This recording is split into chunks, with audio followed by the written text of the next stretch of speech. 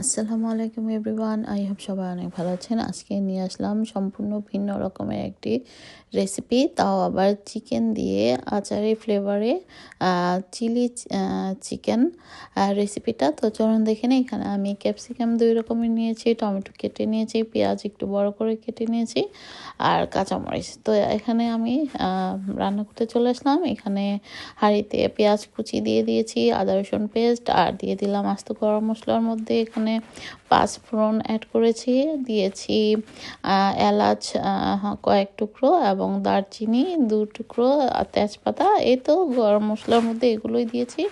তো পেঁয়াজটাকে প্রথমে একটু লবণ দিয়ে বেশ ভালো মতো কষিয়ে নিচ্ছি, আর তেলের পরিমাণটা খুবই কম দিয়েছি যেহেতু রোজার মাস। তো যতটা কম মশলায় রান্না করা যায় তো সেটাই আমি আপনাদের সঙ্গে জাস্ট শেয়ার করলাম।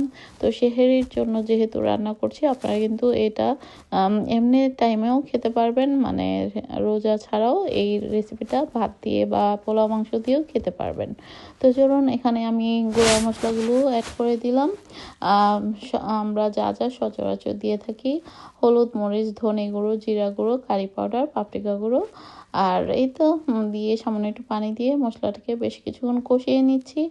তো খুব সুন্দর একটা 5 ফোড়নের ফ্লেভার বের হচ্ছে, আর এটার কারণেই নাম হয়েছে এটার আচারি চিলি চিকেন। তো আপনারা কিন্তু এটা মানে ট্রাই করতে পারেন, আর খেতে কিন্তু খুবই সুস্বাদু হয়েছে এই রেসিপিটা। তো যাই হোক, আপনারা ভালো লাগলে বাসায় ট্রাই করবেন। তো এই পর্যায়ে আমি চিকেনগুলোকে দিয়ে আমি খুব ভালো মতো চিকেনটাকেও খুব ভালো মতো কষিয়ে নিচ্ছি। আর চিকেন আমি কম করে দিয়েছি যেহেতু সেহরির জন্য খাবো, আর আমরা মানুষও কম, 2 জন, তো সেই পরিমাণে করছি। এই অল্প পরিমাণের চিকেন দিয়েও কিন্তু আমাদের প্রায় 2 দিন চলে যাবে। তো সেই অনুযায়ী আমি রান্না করছি, আর বেশি বাসি করে খেলে কিন্তু ভালো লাগে না যে কোনো জিনিসই। তো সেই পরিমাণেই আমি রান্না করছি। তো ভাববেন না যে আমি এত কম বা কিপটামি করছি। আসলে যা আপনারা তো জানেনই, সেহরির সময় এত কিছু খাওয়া যায় না। তো যাই হোক, সামান্য একটু পানি দিয়ে চিকেনটাকে আরও ভালো মতো সিদ্ধ করে নিচ্ছি। তো কতক্ষণ করলেই হয়ে যাবে, যেহেতু এটা বেবি চিকেন তো খুব বেশি সময় কিন্তু লাগবে না।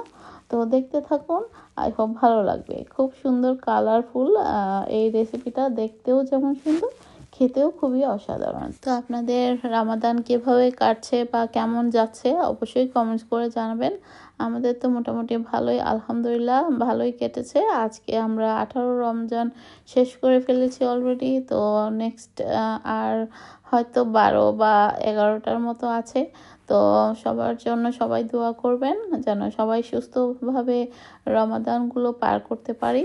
তো যাই হোক, এ পর্যায়ে যখন চিকেনের ঝোলটা কমে আসবে, এ পর্যায়ে দিয়ে দিলাম কেটে রাখা সেই ক্যাপসিকাম এবং পেঁয়াজগুলো, এবং সাথে কিছু ধনেপাতা, কাঁচামরিচ তো অ্যাড করেছি।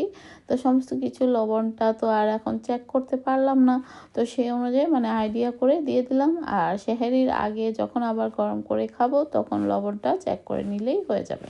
তো সামান্য একটু পানি দিয়ে দিলাম, জাস্ট ক্যাপসিকাম এবং পেঁয়াজটা যাতে খুব ভালো মতো চিকেনের সঙ্গে মিক্সড হয়ে যায়। তো আমি কিন্তু খুব বেশি ঝোল রাখবো না, এটা একটু ভুনা ভুনা টাইপেরই হবে। তো এই তো দেখতে পাচ্ছেন ঝোলের পরিমাণটা কিন্তু কমে আসছে অলরেডি। তো এই তো সঙ্গে কিন্তু স্টার আনিসও অ্যাড করেছি, আপনারা চাইলে স্কিপ করতে পারেন, এটা না দিলেও হবে, জাস্ট ফ্লেভারের জন্য দিয়েছি। তো যাই হোক, কেমন লাগছে আমার রেসিপিগুলো অবশ্যই কমেন্টস করে জানাবেন। তো আপনারা কমেন্টস করলে আমার ভালো লাগে, আমার কষ্টের সার্থক হয়।